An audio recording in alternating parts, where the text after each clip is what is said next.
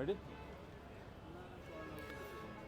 ये बताइए जो अभी जो चुनाव हुए हैं 5 राज्यों में, तो उसमें 4-3 का एक रहा रेशियो, तो मिजोरम को तो छोड़ दीजिए, हाँ 3-1 का। तो क्या लगता है कि ये जो सेमीफाइनल इसे माना जाए कि 2024 में भी इसका असर रहेगा, यही रिजल्ट रहने वाला है क्या बीजेपी के फेवर में? इंडिया में टोटल 29 स्टेट है और 9 यूनियन टेरेटरीज है।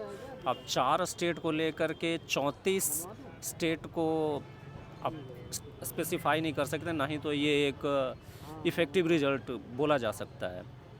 ये तो बस केवल 4 स्टेट का है। 4 में भी अगर देखा जाए तो 25-75 का रेशियो है।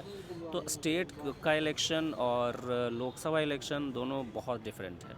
तो आपको क्या लगता है 2024 में क्या रिजल्ट रहने वाला है? क्या आपको एक्सपेक्ट करते हैं, मोदी जी आएंगे या नहीं आएंगे, देखो या टफ फाइट होने वाली है?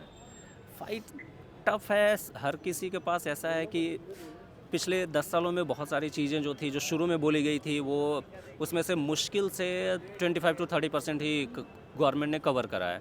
बाकी 70-75% कवर नहीं करा है। तो इसलिए लोगों को ये सोचने की ज़रूरत है। ये मेरा ओपिनियन है, लोगों का क्या ओपिनियन है ये लोग डिसाइड करेंगे।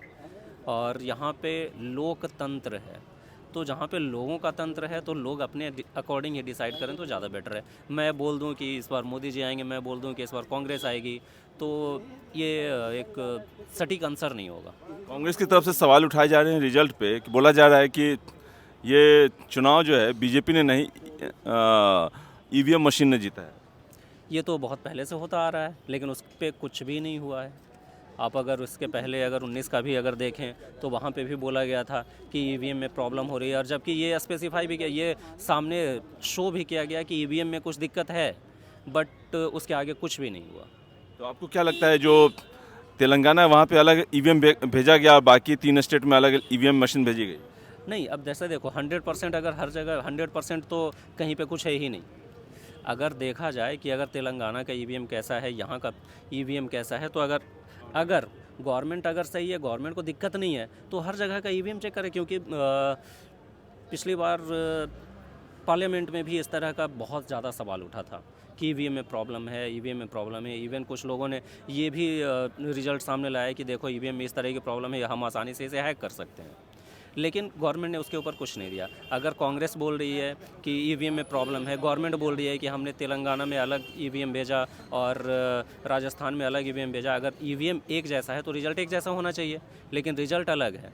तो फिर दोनों को सामने मिल करके एक जो है, देखो एक दूसरे के ऊपर दोष मढ़ना और उसको डिनाई करना ये चलता रहेगा, लेकिन जो सही है उसे करने के लिए गवर्नमेंट को कम फॉरवर्ड होना चाहिए। आपको क्या लगता है चुनाव बीजेपी या मोदी ने जीता है या ईवीएम ने जीता है? कह रहे हैं कि ईवीएम में खराबी थी, इस वजह से बीजेपी के सामने ये रिजल्ट है। सभी लोगों का ओपिनियन अलग अलग होता है, लेकिन आई थिंक कि देश बदल रहा है। उनका थिंक और सोचने का जो तरीका है वो नज़रिया बदल रहा है। और मेरे हिसाब से मोदी जी जैसा प्रधानमंत्री न तो इससे पहले कभी आए थे और न तो कभी आएंगे। उन्होंने जितना परिवर्तन और जितना लोगों के सोच के ऊपर असर डाला है, I think it's a great person. तो ये हाँ, एकदम 100% इंडिविजुअल सिर्फ मोदी जी का है। ईवीएम मानते हैं कि ईवीएम में खराबी की वजह से या छेड़खानी की वजह से वो लोग इसलिए वो रिजल्ट ऐसा है? ऐसा नहीं है। ये लोग इसलिए सोचते हैं कि भाई सेंट्रल में उनका गवर्नमेंट है तो चुनाव आयोग भी उन्हीं के अंदर है। ऐसा नहीं है, चुनाव आयोग का अपना काम है। अब वहीं बिहार में अगर लालू प्रसाद यादव जीत जाते हैं तो लोग कहते हैं कि वहाँ जातिवाद है ना। तो दिल्ली में कहाँ ईवीएम चेंज हो गया? 2 बार से तो केजरीवाल तेलंगाना में भी रिजल्ट आया, कांग्रेस के फेवर में आया। बिल्कुल आया है ऑब्वियसली। और अभी आप केरला चले जाइए, वहाँ भी कांग्रेस ही आता है। तो मेरे हिसाब से तो ऐसा नहीं है कि ईवीएम में कोई चेंजेस है, बट अपना ओपिनियन है लोगों का, हो भी सकता है मे बी, ये तो अंदर की बात है, बट मेरे ख्याल में ऐसा नहीं है। अच्छा, ये एक जो इलेक्शन से पहले ये माना कहा जा रहा था कि छत्तीसगढ़ में कांग्रेस तो आएगी ही आएगी और मामा भी अपनी कुर्सी नहीं बचा पाएंगे, लेकिन आपको क्या लगता है कि मोदी मैजिक की वजह से इससे पहले भी आपको यही बताया कि मोदी मैजिक तो हर जगह चल रहा है, अपनी पूरा देश में मोदी लहर है। तो मोदी का जो सोच है उसमें सबसे ज़्यादा अगर उनका कोई सपोर्ट कर रहा है तो देश का युवा कर रहा है अभी।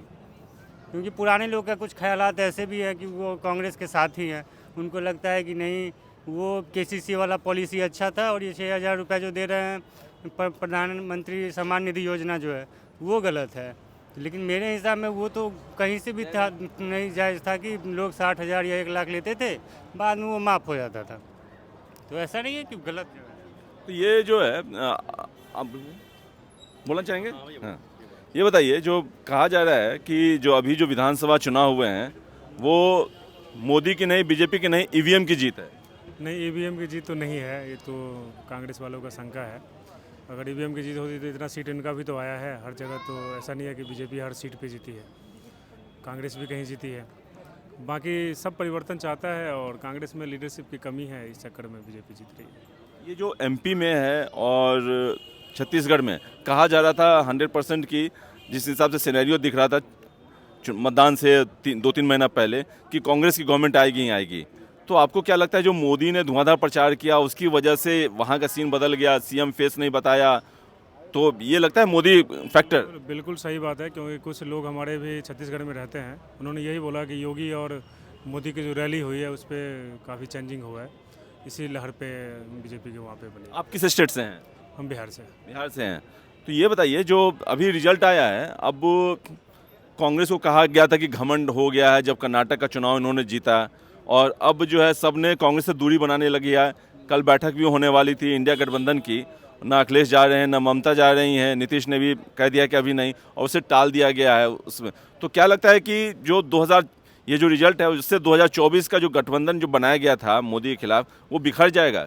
सर देखो, गठबंधन बिखरेगा ही बिखरेगा, सारे पूरे एक हो चुके हैं बीजेपी के अलावा, और 100% ये है कि 2024 में मोदी आएगा ही आएगा। और मुझे जिस हिसाब से चुनाव 3 राज्य का हुआ है तो लग रहा है कि सीट 350 प्लस ना कर जाए, जिस हिसाब से हुआ है, क्योंकि 2024 का चुनाव के यही इसी सेमीफाइनल था एक तरह समझिए, तो फाइनल तो 350 प्लस जाएगा, कोई चेंजिंग नहीं हुआ, मोदी फिर आएगा, कोई चेंजिंग होने वाला नहीं। ये अखिलेश जैसे कह रहे हैं कि कांग्रेस में घमंड आ गया था और ये जो चुनाव के नतीजे हैं उस घमंड को जो तोड़ दिया। अब मोदी भी कहते आ रहे थे कि घमंडिया गठबंधन है, तो अखिलेश ने दूरी बना ली है कांग्रेस से, और तो क्या लगता है ये जो गठबंधन है अब एक साथ नहीं आ पाएंगे ये लोग? सर देखो, गठबंधन का मतलब होता है कि लोकसभा में विधानसभा में दोनों में अलग अलग लड़ना। बिल्कुल बिल्कुल सही बात बोला आपने। ठीक है, अब ये विधानसभा में अलग लड़ो, लोकसभा में अलग लड़ो, ये गठबंधन तो समझ नहीं आता ना कहीं भी।